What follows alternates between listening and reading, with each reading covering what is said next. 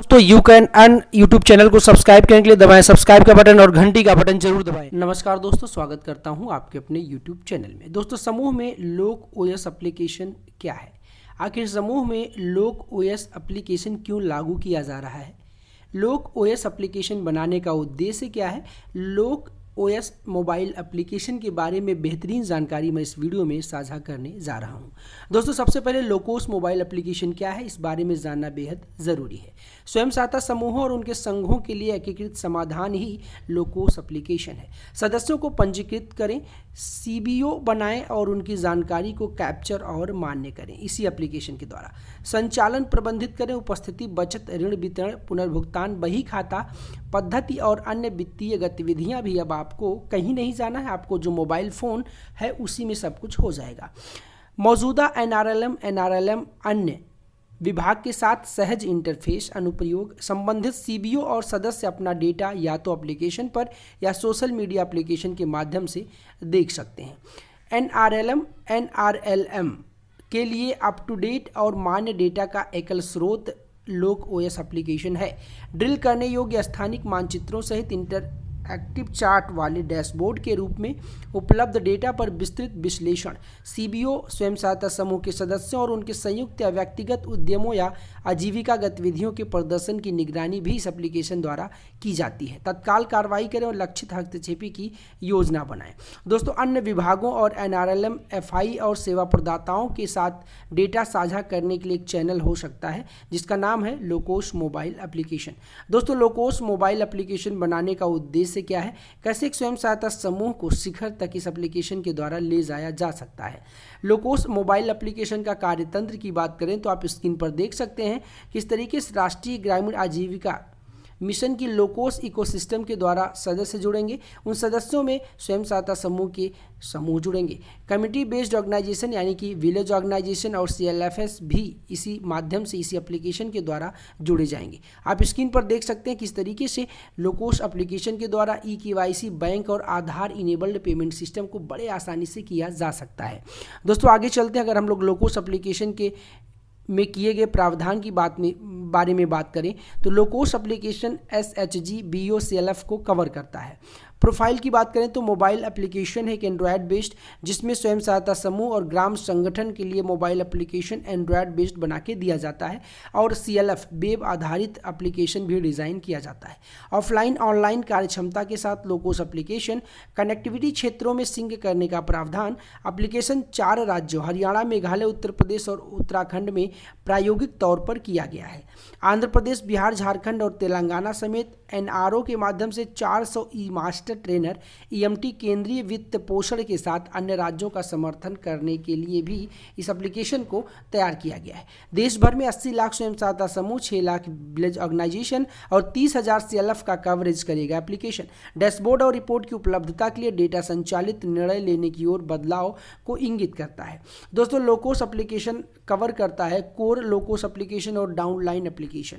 Core में आते हैं स्वयं सहायता समूह, वीओ, सीएलएफ प्रोफाइल, स्वयं सहायता समूह वीओ की लेन देन एंड्रॉयड एप्लीकेशन पर, सीएलएफ की लेन देन ऑनलाइन और डैशबोर्ड। उसी तरीके से डाउनलाइन एप्लीकेशन को अगर देखा जाए तो निर्माता समूह प्रोफाइल और लेन देन, संवर्ग प्रबंधन, परियोजना प्रबंधन, प्रशिक्षण प्रबंधन, मॉडल, सीएलएफ और बीपीआरपी।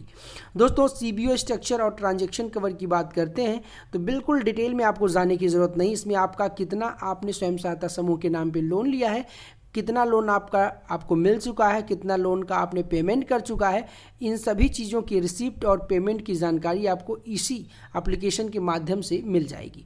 आगे हम लोग चलते हैं तो देखते हैं लोकोस यानी कि राष्ट्रीय ग्रामीण आजीविका मिशन के अंतर्गत गठित समूह और संगठनों का डिजिटाइजेशन करना ही इस लोकोस एप्लीकेशन का एकमात्र उद्देश्य है।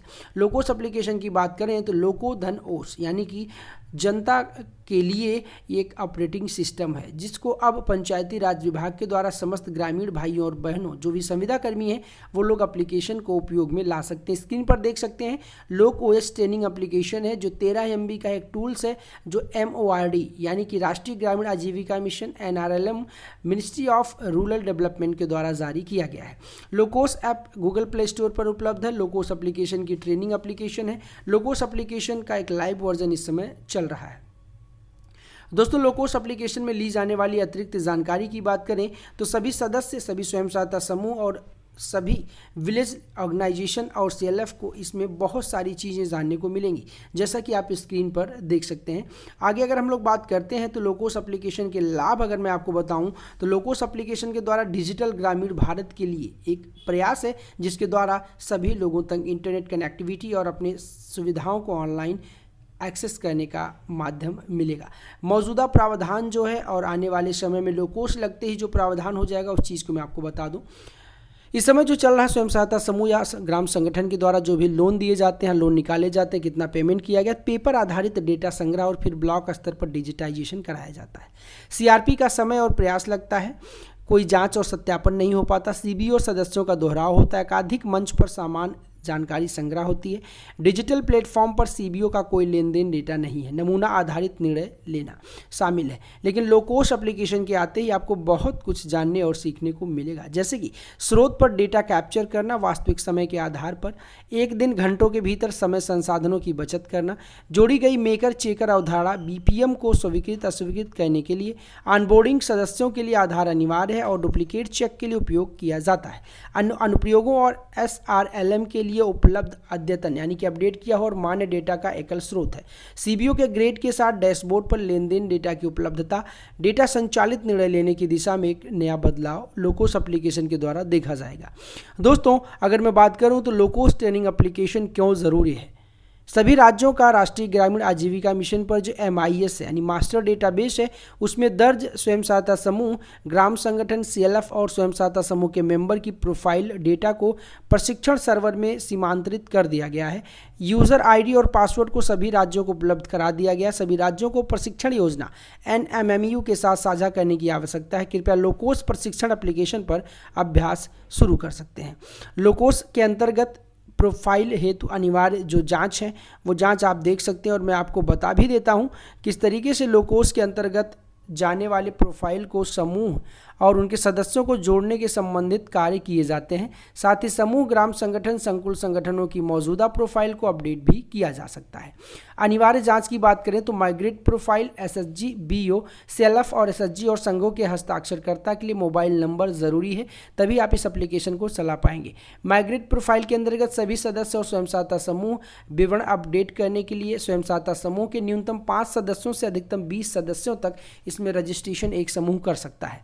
ग्राम संगठन में कम से कम 5 अधिकतम 50 स्वयं सहायता समूह आवेदन कर सकते हैं। CLF में न्यूनतम 5 अधिकतम 50 विलेज लेवल ऑर्गेनाइजेशन भी रजिस्ट्रेशन कर सकते हैं।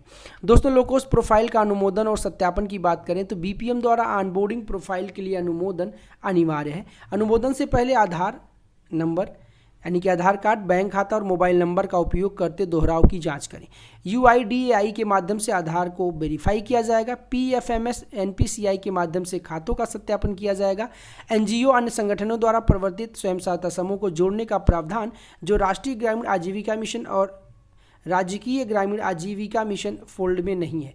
SHG फेडरेशन सर्किट जनरेट करने का प्रावधान भी दिया गया है। हेल्प डेस्क सपोर्ट की अगर बात करें, अगर आपको कहीं नहीं समझ में आता है तो सरकार ने राष्ट्रीय स्तर, राज्य स्तर, जिला स्तर और ब्लॉक स्तर पर भी अनुभवी लोगों की एक टीम तैयार की है जो आपको हर संभव मदद करेंगे। दोस्तों लोकोस एप्लीकेशन को इंस्टॉल करने के लिए आवश्यक फीचर्स क्या होने चाहिए, कौन सा आपका मोबाइल है, क्या आपका मोबाइल इस एप्लीकेशन को सपोर्ट करेगा या नहीं, इस चीज़ को आप जान लीजिए। दोस्तों मोबाइल एंड्रॉयड होनी चाहिए। नंबर 2, मोबाइल वर्जन 8 या 8 से अधिक होना चाहिए। मोबाइल रैम 4 GB या उससे अधिक हो तो बेहतर होगा। मोबाइल का फ्री स्टोरेज 200 MB से 500 MB तक होना चाहिए। मोबाइल का कैमरा काम में रहना चाहिए ताकि ज़रूरत पड़ने पर फ़ोटो क्लिक कर सकें। मोबाइल का स्क्रीन 6.5 इंच या उससे अधिक हो और बेहतर होगा कि आप एक अच्छी इंटरनेट कनेक्टिविटी के साथ इस एप्लीकेशन को डाउनलोड करके इस्तेमाल करें। मोबाइल के फीचर्स की जांच आप कर सकते हैं। मोबाइल के सेटिंग में जाएंगे, पहले वहाँ अबाउट फ़ोन या सिस्टम मैनेज पे क्लिक करके ये सारी जानकारी आपको मिल जाएगी कि क्या आपका एप्लीकेशन कंपैटिबल है या नहीं। दोस्तों निवेदन करता हूँ अगर जानकारी अच्छी लगी, चैनल पर नए हैं तो चैनल को ज़रूर सब्सक्राइब करेंगे ताकि इस तरीके की महत्वपूर्ण जानकारी आपको मिलती रहे। वीडियो को अंत तक देखने के लिए बहुत बहुत शुक्रिया, धन्यवाद।